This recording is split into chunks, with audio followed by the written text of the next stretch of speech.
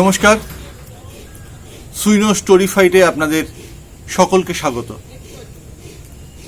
কথাকারদের কণ্ঠে গল্প পাঠের এই অনুষ্ঠান আপনাদের কেমন লাগছে অবশ্যই মতামত বক্সে লিখে পাঠাবেন। অন্যান্য দিনের মতো আজকেও আমাদের সঙ্গে আছেন বর্তমান সময়ের দুজন উল্লেখযোগ্য কথাকার।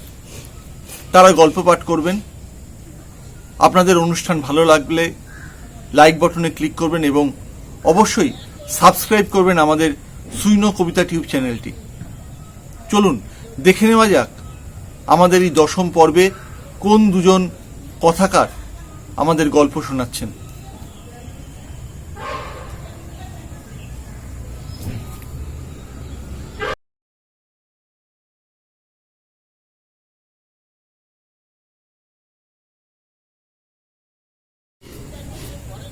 আজকের এই কথাকারদের কণ্ঠে গল্প পাঠের অনুষ্ঠানে প্রথম গল্প পাঠ করবেন উত্তম বিশ্বাস।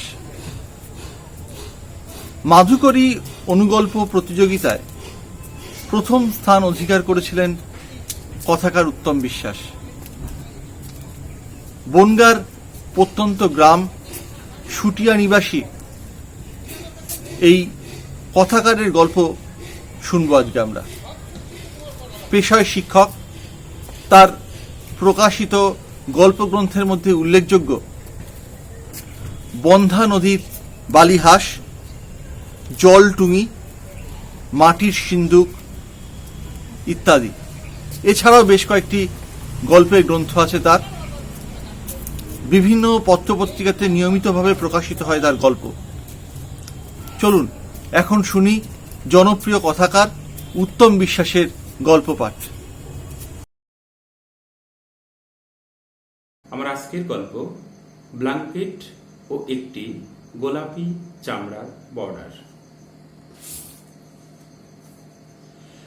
উড়ি সীমান্তের উত্তরে একটি পাহাড়ি উপত্যকায় বাদশা আলমের বাস। আলম একজন আপেল শ্রমিক। টিলার ওপর কেরোসিন কাটে ছোট্ট একটা ঘর ওদের। ছোট থেকেই কাংড়ি কোলে নিয়ে শুতো বাদশা আলম। কিন্তু শাদির পর শীতটা যেন ওকে ক্রমশই শৌখিন করে তুলল। রোজ রাতে আগুনের সাথে পালা করে মেশাতে লাগলো সুগন্ধি। বোধহয় সুন্দরী বিবির সাথে নিশি যাপনকে আরো মোহময়ী করে তুলতেই এসব পাগলামো করত আলম। একদিন সুগন্ধি মেশানোর সময় ওই কাংড়ির আগুনে নাগমার নাভির নিচটা বিশ্রী রকম ভাবে পুড়ে গেল। নাগমার বয়স বেশি নয়, কিন্তু অপূর্ব সুন্দরী। আগুনের ব্যবহার তখন সে ভালো করে শেখেনি।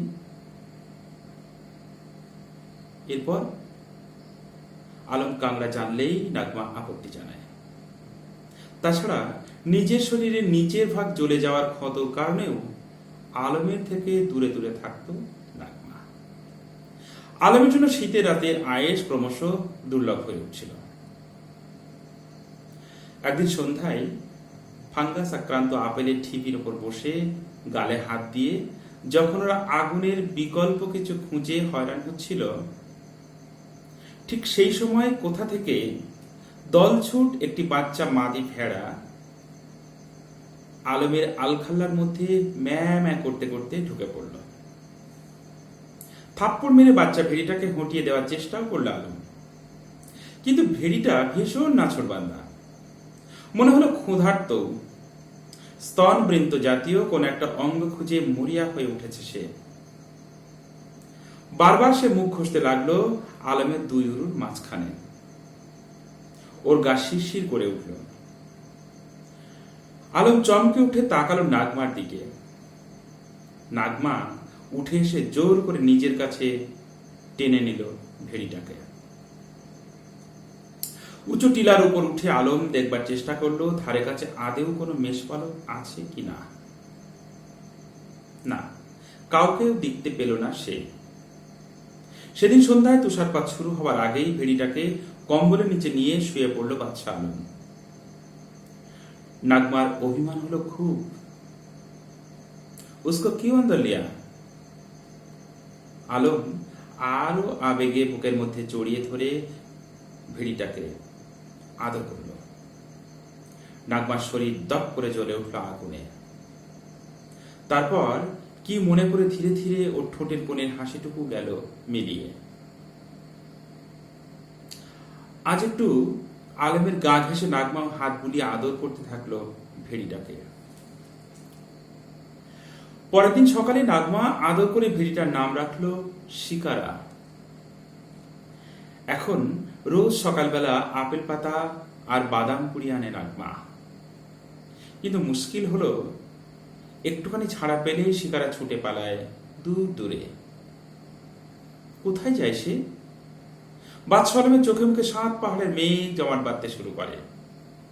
আর ঠিক তখনই নিদ্রাহীন কালি পড়া চোখ নিয়ে হন্যে হয়ে শিকারাকে খুঁজে বেড়ায় নাগমা। দেখা তুমনে কিধার গেই মেরি শিকারা? পথচলতি মানুষজন অবাক হয়ে চেয়ে থাকে নাগমার মুখ পানে। নাগমা ধৈর্যহারা হয়ে বলে ওঠে, আরে क्या देख रहा है तुम लोग? शिकारा मतलब बकरी मेरी सौतीन। সন্ধ্যার আগে আগে আলমের কোলে শিকারাকে তুলে দিয়ে হাঁপ ছেড়ে বাঁচে নাগমা। গায়ে ধুলো ছেড়ে ঘাড়ের পশমে আঙুল ডুবিয়ে আদর করতে করতে আলম জিজ্ঞাসা করে, কাহা থি वो? सीमा की उस पर? क्या? काटे दर से कैसे निकली उसको? কাঠের মেঝের উপর কিছু কচি ঘাস আর এক মুঠো বাদাম ছড়িয়ে দিয়ে নাগমা উষ্মা উড়িয়ে সরে যায়। ওর চোখে তখন যেন বারুদ ছিটিয়ে দিয়েছে কেউ। আলমের আদরে আদিক্ষেতায় অল্প কদিনেই শিকারা একেবারে নাদুস নদুস হয়ে উঠতে লাগলো। গায়ের পশমা বেশ ফুলে ফেপে উঠছে আজকাল। শিকারাকে ছাড়া একদমই ঘুমাতে পারে না বাদশাহ আলম। সে শুয়ে শুয়ে শিকারাকে গল্প শোনায়, এক অদূরদর্শী হিন্দু রাজা আর মুসলিম বাদশার মূর্খামির গল্প। আলম নাগমাকেও শোনাতো এসব গল্প। বিরক্তিতেও পাশ ফিরে সই, কিন্তু ঘুম কি আর সহজে আসে? কম্বলের নিচে ও টের পায় ভেড়িটা ছটফটানি। মাঝে মাঝে চেঁচিয়ে ওঠে শিকারা। নাগমা ঘুমের ভান করে পড়ে থাকে পাশে। তারপর একসময় আলম ঘুমিয়ে পড়ে। শুধু ঘুম হাসে না নাগমার, ওর চোখের কোনা গড়িয়ে পড়ে জল। ওর নিজের নিটল বুকের নিচে হাত দুখানি রাখে। আজকাল আলমের কি যেন হয়েছে। নাগমার শরীরের দিকে ফিরেও তাকাবার অবসর নেই ওর। আস্তে আস্তে হাত ঢুকিয়ে দেয় কম্বলের ভেতর। মমতায় হাত বোলাতে থাকে শিকারার ঘন পশমে। মনে মনে বলে, বিছাড়া।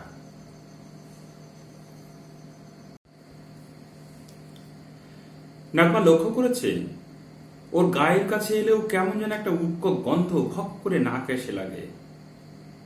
চলাফেরা আদব কায়দাও আগের মতো আর নেই। কেমন যেন পাশবিক দৃষ্টি নিয়ে চেয়ে থাকে ও। মাঝে মাঝে আলম এক অন্য চোখ নিয়ে চেয়ে থাকে নাগমার দিকে। নাগমা সে দৃষ্টির অর্থ বোঝে না। আজকাল মাথাটা এলোমেলো হয়ে যায় নাগমার। ওর শরীরের ঘাও শুকোচ্ছে না ভালো করে। রোজ ঘা শুকোনোর মাটি আর লতা পাতা থেতো করে প্রলেপ দেয় নাগমা। তবু কিছুতে কিছু হয় না, যন্ত্রণা কমে না।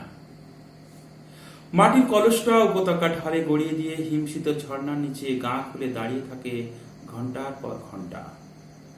তবুও যেন কোনো কিছুতেই মন বসাতে পারে না নাগমা। তখন ঘর দুয়ারে কাজকর্ম ফেলে উল্টো পাল্টা আচরণ করতে শুরু করে সে।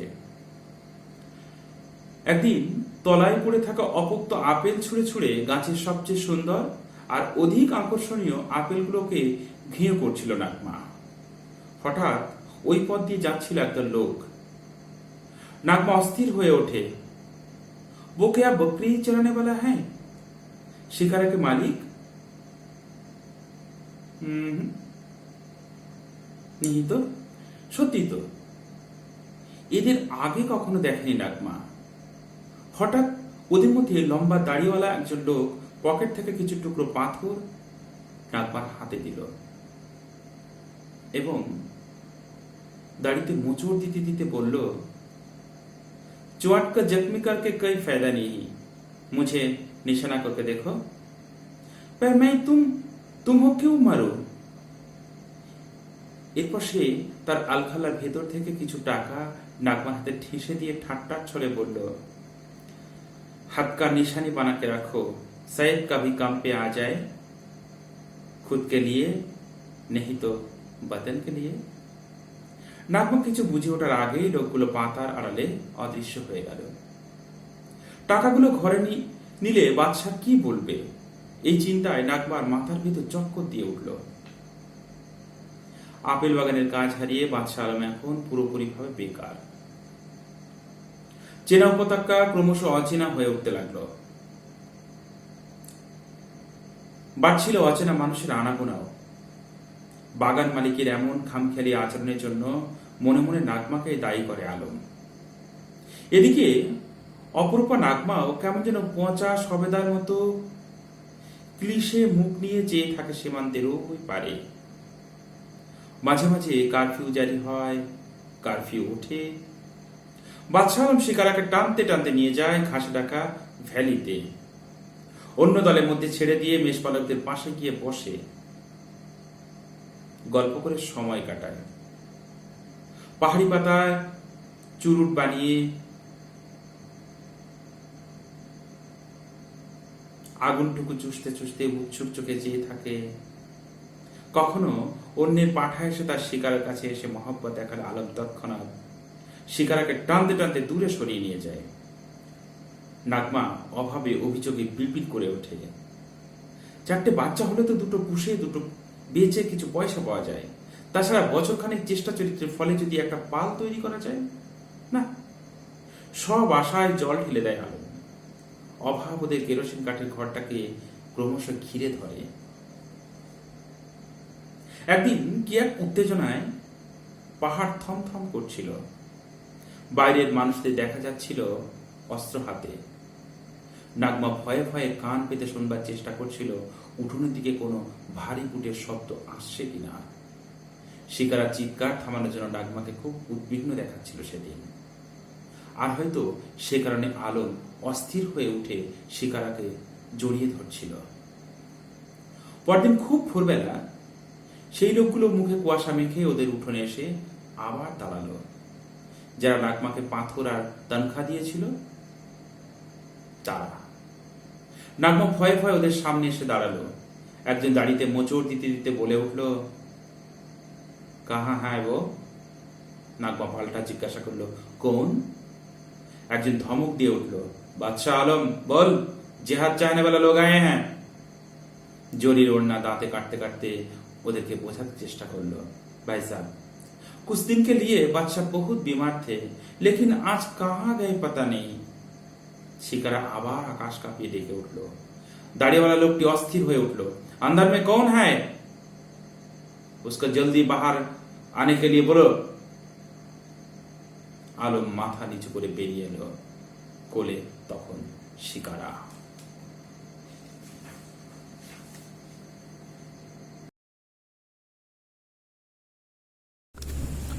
এবার গল্প পাঠ করবেন সন্ধ্যা দাস। পদার্থবিদ্যার ছাত্রী ছিলেন সন্ধ্যা দাস। প্রেসিডেন্সি কলেজে পড়বার সময় অন্বেষণ নামক পত্রিকাতে তার প্রথম কবিতা প্রকাশিত হয়। পরবর্তীতে সহবাস পত্রিকায় তার প্রথম গল্প প্রকাশিত হয়। তার প্রকাশিত গল্প গ্রন্থের নাম বাসনা বিহঙ্গ। চলুন এখন শুনি অন্যতম কথাকার সন্ধ্যা দাসের গল্প পাঠ। গল্পের নাম ড্রেসিং টেবিল। সুধার যখন বিয়ের পাকা দেখা হয় তখন ওর শ্বশুরমশাই নিজেই এসেছিলেন ওদের মধ্যমগ্রামের বাড়িতে। উনি দাবি দেওয়া বিষয়ে স্পষ্ট করে বলেছিলেন ওনার কোনো কিছুই লাগবে না, শুধু এই সুকন্ঠী মেয়েটিকে তন্ময়ের বউ হিসেবে নিয়ে যেতে চান। সুধা কল্যাণ ইউনিভার্সিটি থেকে বাংলায় MA করেছে। তন্ময় যায়নি ওকে দেখতে, ছবিতেই নাকি দেখা হয়ে গেছে। দাড়িপাড়া গ্রামের ইংলিশের টিচার তন্ময় বোস, মিশুকে হাসি খুশি ছেলে। সুধার পিসিমা সম্পর্কটা এনেছিল। তন্ময়কে খুব পছন্দ হয়েছিল সুধার বাবার। ভাবলেন ছেলে তো নেই, এ জামাই ভবিষ্যতে ওকে নিশ্চয়ই দেখবে। তন্ময় একটা স্কুটার কিনে নিয়েছে চাকরি পাওয়ার পর, তাতেই যাতায়াত করে।